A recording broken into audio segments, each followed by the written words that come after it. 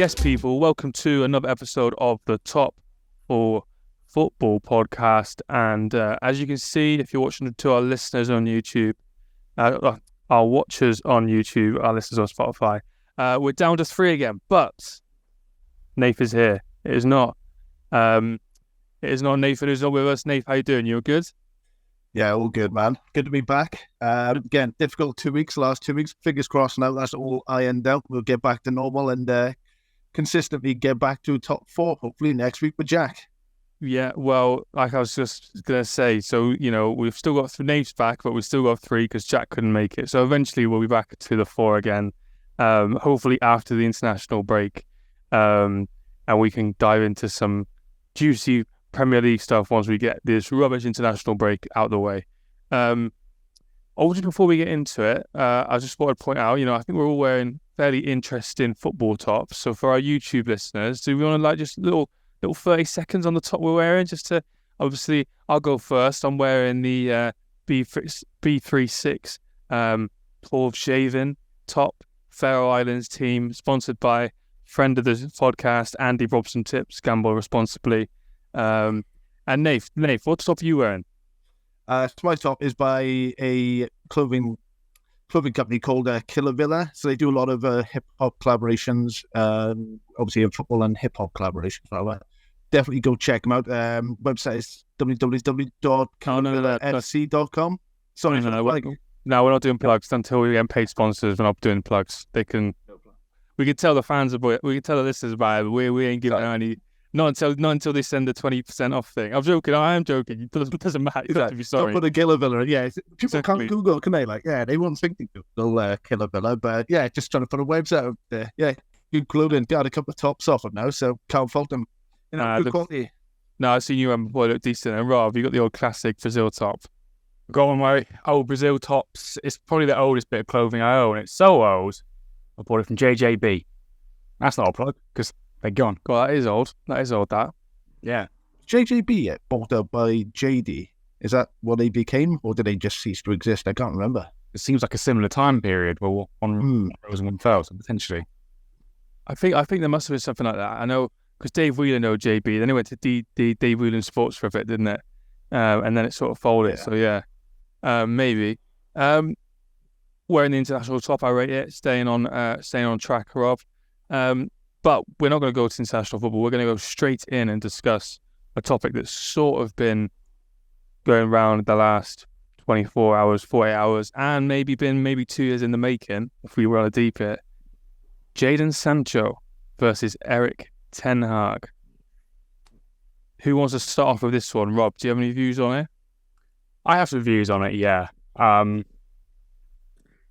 Obviously, he's been there 2 complete seasons now, Sancho, and let's be honest, he's not really set it alight.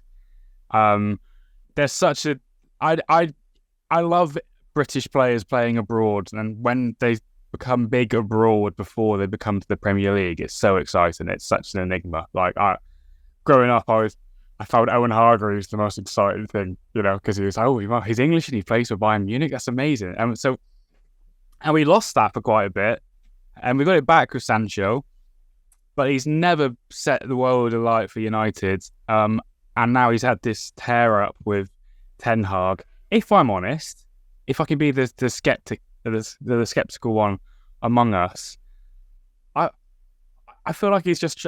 It might just be trying to pass the blame a little bit now. You know, I feel like he's trying. He's leaving at some point. He's been mediocre for 2 years. It's not worked out. Fine. He's going to leave at some point. So now it seems as if perhaps, you know, he's trying to pass the blame a little bit to set himself up for his next move. I feel like he stinks of turkey, but I am a biased man. And Sancho's one of these players I've wanted to like for so long.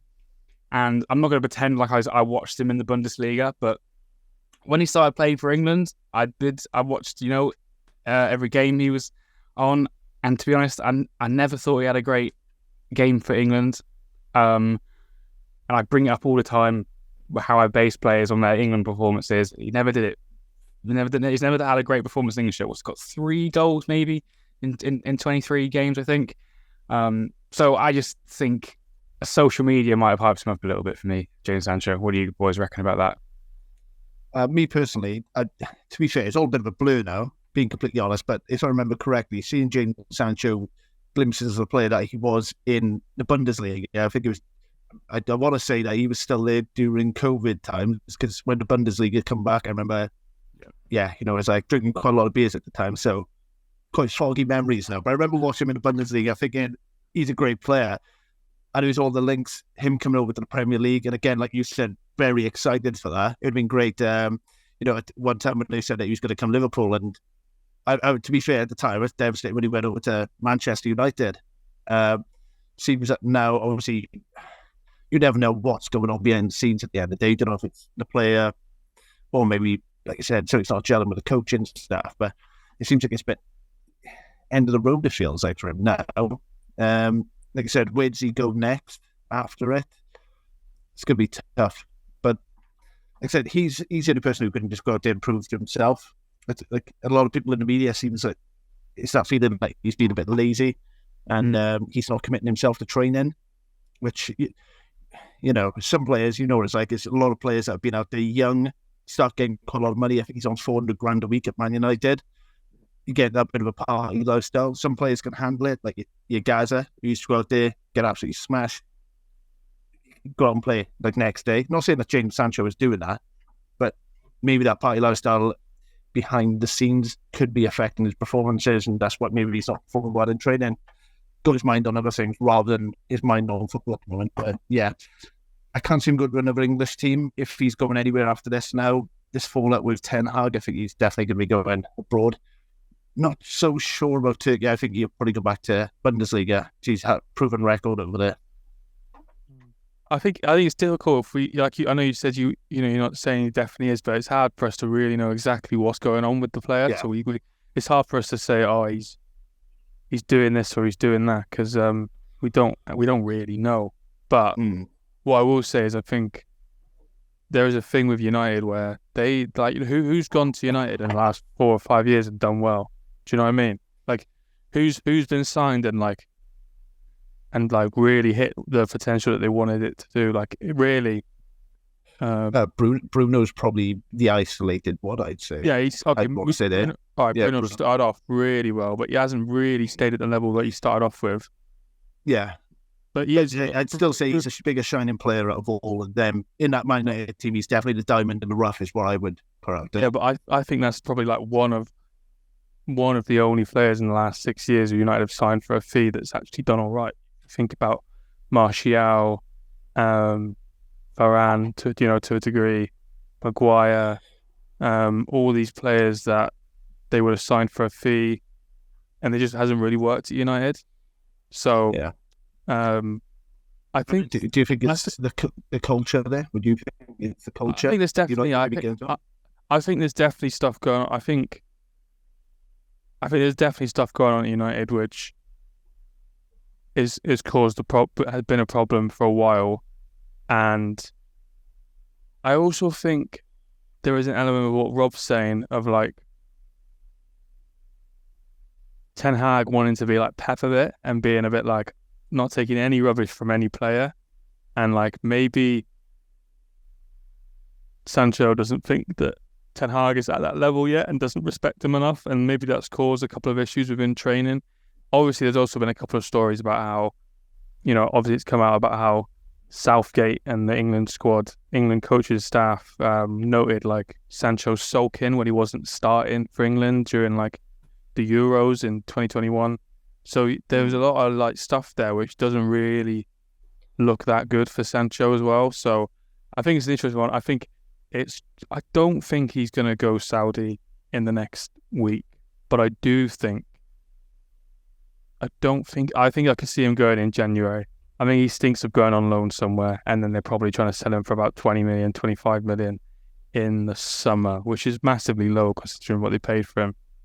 Yeah, how much was it that they paid for him again? Was it 80, 90 mil? I can't remember. I thought it feels like a lifetime ago. Yeah, I think it was about 7. I got 72 in my head, but I can't remember if maybe that was Maguire. Maybe I know, yeah. But yeah, the point is, he has been a massive disappointment. A lot of United fans, including Jack, I would say, always like, I would put Sancho, like, Jack was, I'm not cussing Jack out when he's not here.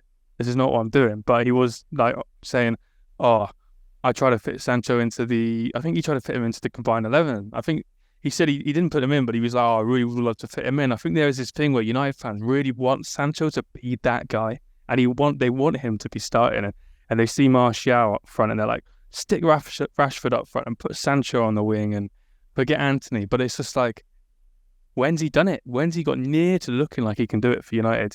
He had a couple of goals. I think he scored against Arsenal last season, or maybe the season before. He did something. So, yeah, really poor. Be super interesting to see how that unfolds for sure. Did anyone have any different predictions to what I think, or did they think he's off ASAP? Yeah, Rob. Sorry. I mean, I don't know. I don't necessarily want to start predicting when it's going to go like right after the window, but I do just think it's this cycle. United just keeps repeating now, doesn't it? They have these false dawns, and you got like the rot. You got those players they kind of want to get rid of. They're fed up with who's still there, who aren't doing it, and they bring in these bunch of new players, and then the fans are like, "This is it. It's a new dawn," and it's a false dawn, and then in the next year, those players they brought in are already part of that previous problem they had. You know, it just keeps repeating, and so. I don't know. Is he going to go? I don't know. He's probably on a very meaty contract which he against anywhere else. Which is the problem with United, which is why United never sell anyone. They never sell anyone for any fees. Dan James was like the biggest fee they had for like years, I think, or he's like one of the biggest ones he's had. Then he went for like 20 million or 25 million. The net spend is crazy, isn't it? Like, shocking.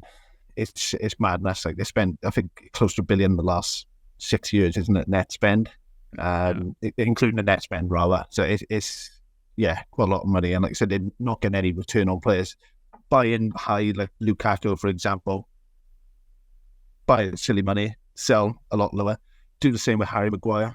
100%. They'll pay however much for Harry Maguire, and then they're going to make hardly anything back off him.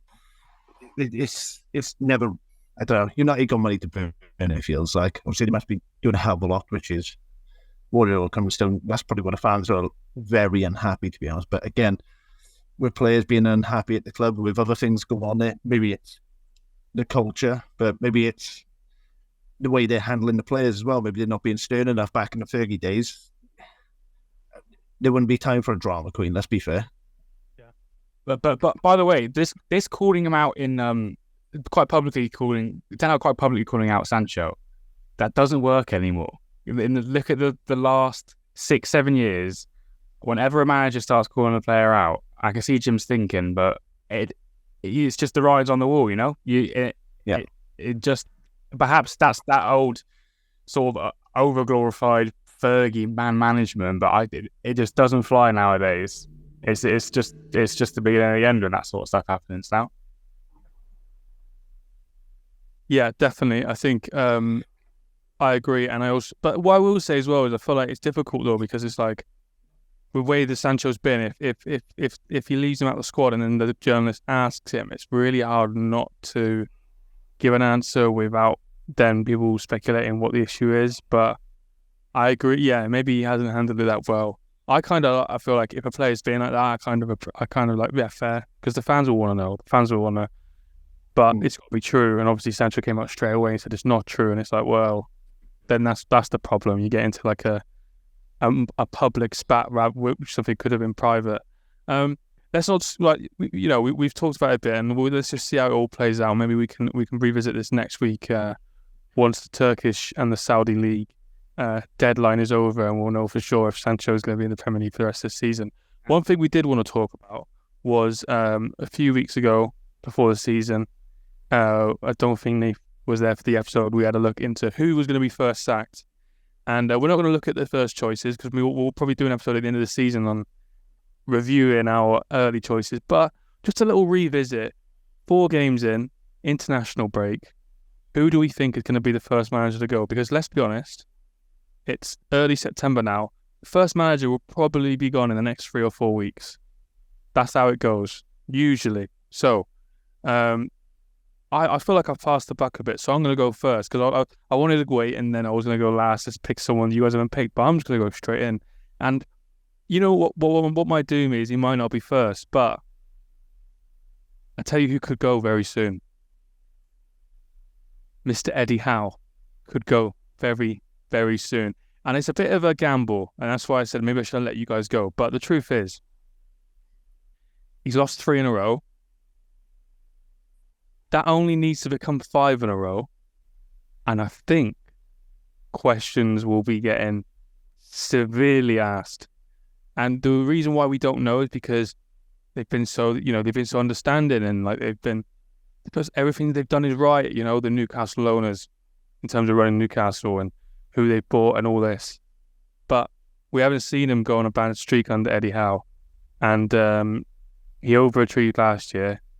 If he was to lose 5 in a row, if they were to still be in like around 15th, 16th near the beginning of October, could be very, very interesting.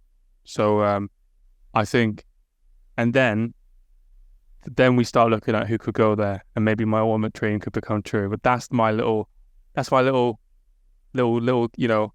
guess at who could go soon. Maybe not first, but it'll definitely go soon. Yeah, I'm glad you brought up Eddie Howe because I wasn't going to say him, but I did want to discuss it because I completely agree. We're only the conversation isn't really there right now, but we are 1 or 2 losses away from that being a serious conversation. And the thing is, if you look at that whole Eddie Howe situation, his time at Newcastle, he's done his job now. Like if you were to have sat down and plot the trajectory of where you think Newcastle would go, you would have potentially guessed as soon as things didn't go well after a bit of improvement, they'd get a classically successful manager in. And if you look at the sort of signings Newcastle made this year, and perhaps January as well, very good signings, good players. Harvey Barnes, I'm not a massive Gordon fan, but Gordon as well. Tonali's actually the exception to this point I'm making. But these players aren't necessarily going to go straight into the starting lineup and make that team miles better. These are players who are going to come into the squad and be part of the overall depth and the overall structure. So, and if you look at his first few signings, he did it very well buying Trips and Dan Burn, these sort of players to build him up slowly. But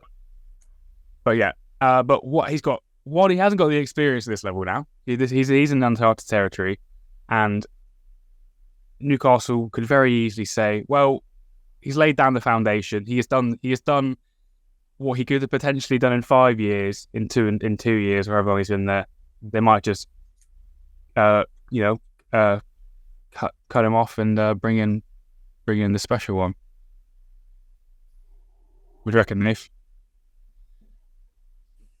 See, I don't know. I think Newcastle is still this infancy of this massive project of what they will all become. Because let's be fair, overall, as a superpower, like they're going to be a footballing superpower probably in the next few years for the amount of money that they've got behind them.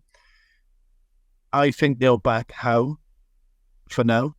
If I'm just being completely honest, I reckon, like I said, they haven't looked bad. Like, unfortunately, in the Liverpool game, of course, they were 1-0 up.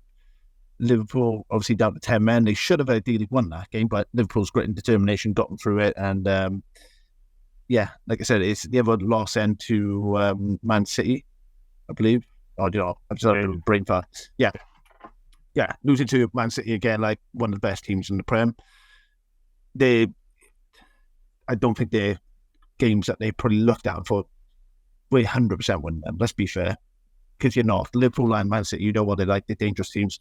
Newcastle were never thinking 100% we should go in and win that, but they'll go on now. They'll win a lot of games this season. Like I said, the team overall is very balanced. They've got a good team. They've got a good manager. They'll get for this season. I think again they'll probably get top 6. I don't think they'll get top 4 this season. Being just honest. So, yeah, I think they stick with Howe currently.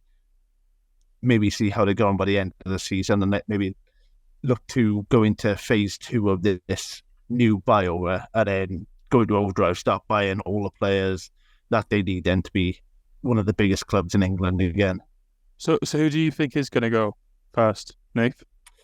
I got a feeling, not had a great start to the season. Everton, of course, Sean Dyche. That's what originally when we were starting back up as top 4, I think I mentioned Moisey, but Moisey have come out and surprised me massively.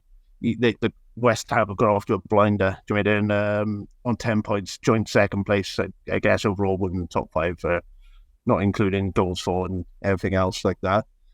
Moisey has got off to a great start now. That definitely buys him a lot more time. I think, West Ham, it'd be nice to see them do all right throughout the season now. They've struggled last season. To see them bounce back would be great, I think. And if they can finish within the top 10, that's a massive success for them. So, yeah, for me, I think it's Everton. They've not had much success, of course, over the last couple of seasons now. They've been hovering around the relegation zone.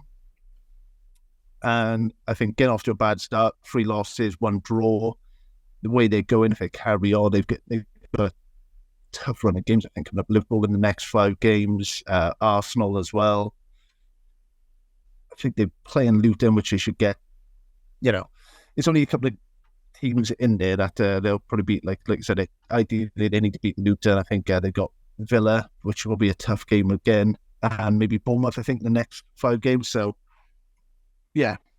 Out of those 5 games, let's say, for example, you can only really see them potentially winning 2 games the way they've been playing recently. Yeah, I think Dyche is an interesting one because I think they've had a couple of really bad results and then drawing and really scraping a draw against Sheffield United. That's going to be a really killer for them. Do you know what I mean? I think they're the games you just have to win in Everton. I know 100%. already. Losing to Wolves at home. Oh, do you know what I mean? It's not good. It's not good at all. And I seen the other day. He's not had a completely loads less games, but I know that he's got a worse win ratio at the moment than old Frankie Lampard. So, it's nothing good. He has taken over a sinking ship. Yeah, they just need to stay up with the new stadium they're building. They just need to stay in the league until the stadium's built. Then they can start building on. What do you think, Rob? When you look at the games they have lost, I think the issue is with Everton. It's like, one, again, cycle. Someone comes in, they sort of save them for a little bit, and then it goes bad in like a year. Where if you're sacking Sean Dyche at that position, I don't really know where they go from that. I don't know who they get.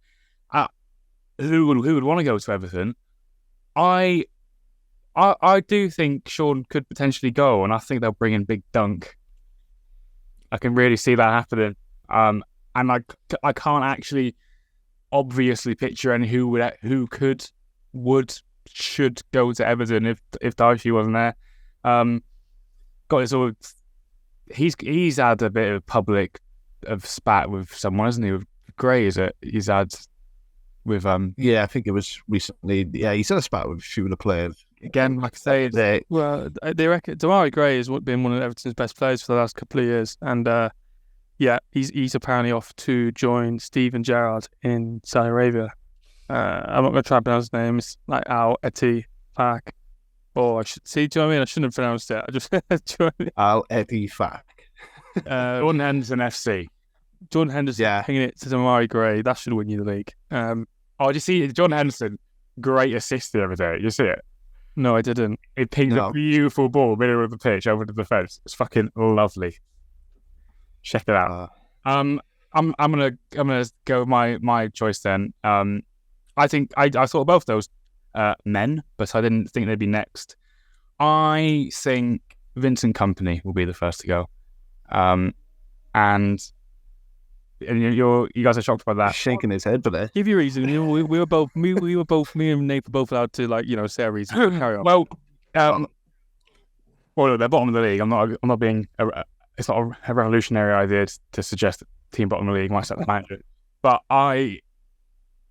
let's cast our mind back to when we're doing our league predictions. I believe I was the only one who said Burnley were going to go down. I never really had too much faith in Kompany's style of play being what it was going to take for Burnley to succeed in the league. And I don't really have too an expert analysis opinion on it. I just didn't think it was going to work, and it's not working, and I don't think it will continue to work. And I think they're going to have to do something. Again, I don't know who goes to Burnley, but I think before things get too bad for them, they could potentially bring someone in with a bit more of a long-term image. What do you think will happen? Could the unthinkable happen? Or Dyche goes back to Burnley? That would be fucking... The Royal Dow. The Royal Dow. Or Eddie Howe goes back to Burnley. They do it. That's probably got more of a chance. No. More of Imagine they both get sacked, like, flip it. Swap sides. But they're walking together. We're going to interview as a team. They're walking. We're going to fuck shit up. Jason Tyndall following behind. Yeah. That's an interesting one, Rob. And you're right. I did obviously see Burnley have not started well. You just feel like company's going to get it right and they'll start. I just feel like they win a couple games. But that's basing it off just one championship game. League. He also started off really badly at Anderlecht when he started his managerial career, and he turned it around and ended up doing a good job there. So there's that. Maybe he's just starting off working at the league, but once he gets a few months out of the way, he'll turn it around. But it all depends. It all depends if the Burnley owners back the project. If they believe in company, or if they're in the league, they're just like, we just want to stay in the league, get the Premier League money. I think that's what it comes down to.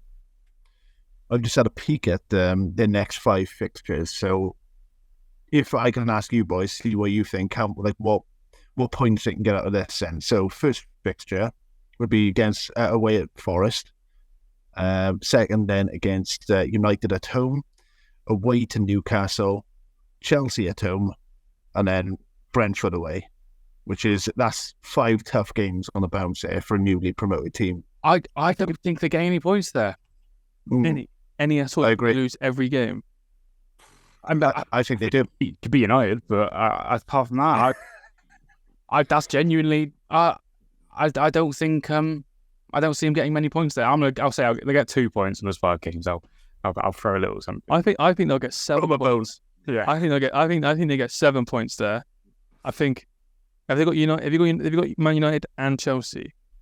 Man United and Chelsea. What Chelsea's like. Chelsea the other day, didn't they, against Forest, lost 1-0 at home. I think they could win either of them. Not both. Win one of them. Maybe get 2 draws. Then you've got they just beat Forest away in the cup. That's the only win they've had this season. So I think they'll get something out of that one. They won't. And then what was the other 2 games?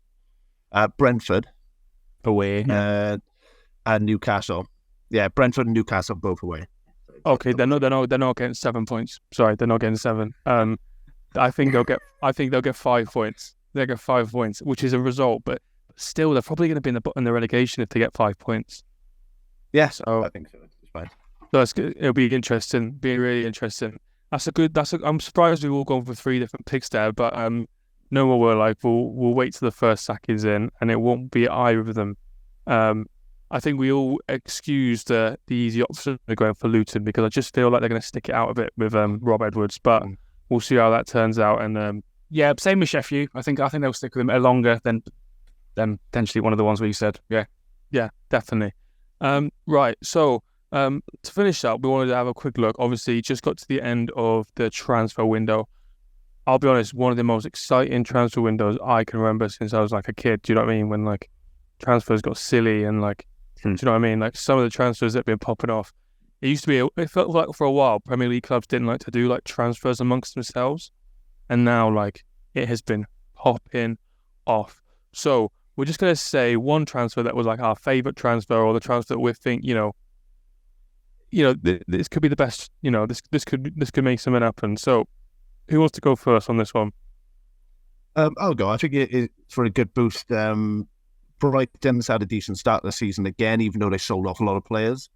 And I think they've had a massive boost now, having Barcelona, the youngster Fati, come along. I think that's a great loan signing for them. Definitely a big boost to their arsenal. Like say, if you've got Matoma on the wing passing to Fati, gives them a good chance, I think, this season to be top 6. It's yeah, it's refreshing to be honest to see what would be like a superstar player considered at the moment, like an exciting young talent from Barcelona coming to a team like Brighton in the Prem. Yeah. Brighton's never been, I guess, in the sense like a sexy team. But the way they've been playing recently, let's be fair, they're up there with the best of them. So they're definitely sexy. They're definitely sexy now. They're definitely sexy now. Yeah, who doesn't love a seagull there? Exactly. He's going to be the first and potentially the last player to play for Brighton who has a £1 billion buyout clause in his contract.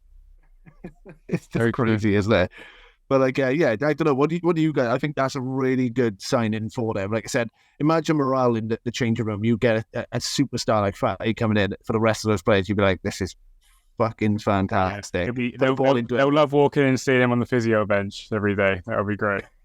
Yeah, I'm not too sold on this. I'll be honest, I'm not too fussed about that transfer. I think there must be a reason why Barcelona have let him go on loan. I know he's going to go back, and I also don't know if people in the Brighton... I don't think people in the Brighton changing rooms going to be thinking that. I think a lot of those players are going to be more like, he needs to come here and play. Like, he needs to up his levels to get into the team. I don't think Ansu Fati gets in the Brighton team right now. And it would be interesting to see how he gets into that Brighton team, to be honest. It could go one of several ways, but it's whatever it is, it's not boring. It's going to be a talking point, exciting. Yeah. Definitely. Right, I'll go with mine and I'll finish. So, little one that sort of went under the radar, I think, on transfer deadline day. A loan signing. A lot of players linked with leaving Leeds. Luis Sinistera joining Bournemouth on loan. Now, a little bit boring, but I do think if he stays fit, he's gonna do some good, and especially in that team with Bournemouth, I think he's gonna really put some numbers together, and he could be the difference maker. Yeah, I think he's that sort of player where if he stays fit, he could be the difference maker from Bournemouth going up or going down. He had a little spell at the beginning of last season where he was really hot, and then he sort of got injured, and then sort of other players. It's interesting, the players that stayed at Leeds, and he's managed to get a move. So that's just sort of my little under the radar sort of transfer where I think, I might even try and pick him up in the FPL. I won't lie. I completely agree with you, James. I actually had him second in case one of you guys picked my my first one. So I can't really add anything, mate. I think he's a good little sign in that. It's almost better that they've got him on loan because while he could be very good, there's a chance he might not flop. So they've got a little bit of low risk with him. Do you know what I mean? Well, yeah. I mean, I think with that, I think it'll be. It depends what the terms are, if it's an obligation or not. But Leeds are probably thinking if we go up, we'll get him back. But we'll see. Who was your transfer, Rob? I went for the mighty James Ward-Prowse. Yeah, big fan. Do you want to talk about English players? I'll do it. I think I still think he's quite underrated, to be honest. I think people say James Ward-Prowse, and you think he's good at free kicks. He's great at many things. And you think, did they pay 30 million for him? Was that what they paid? They really could have. They were a bit patient, West Ham, in the window. People were starting to question them. They could have really got rinsed for money with that whole with Declan Rice. I'm not saying Ward-Prowse is better than Declan Rice, but I'm saying you sell Rice for that much money and you bring in someone like Ward-Prowse, absolute worker, probably play 38 games a season from this year. Well, no, he won't because he missed the first game, but you know what I mean. He'll play every game. He'd already picked up a few assists, didn't he? And if Antonio looks sharp already, I think Antonio looks sharp. Danny Ings looked like a man who's been really hurt and is ready to go an absolute vengeance spree. Just stick Ward-Prowse in there, working his socks off, ping some great balls. I think he's going to have some good numbers this year. Yeah, I agree. He looks like a really good signing. It's hard you can't tell already, but it looks like West Ham might have spent that money very well. But we can't jump in yet. It all depends how they finish throughout the season. But yeah, it could be really good. We could have talked about Kudus in terms of an exciting transfer. I feel like he could tear it up completely. Yeah, I agree with you. I think Ward-Prowse is great for West Ham. So, like I said, I think he's showing already as well. He's running that midfield. So, yeah, good things to come from them. Absolutely. Absolutely. And like I said, he'll score a couple of free kicks as well. So what more do you want? Yeah, absolutely. I think he's been super underrated. So let's see how he gets on. Right then, boys, it's been a pleasure catching up. Nate, good to have you back on the podcast. See you again in about 4 weeks. And unfortunately, an international break, but we don't take an international break. We'll be back next week. Maybe we can jump into some international topics if anyone's bothered about that stuff next week. If you haven't already, make sure you subscribe, comment, share as much as you can. We're still trying to grow. Stay locked into the Top 4 Football Podcast.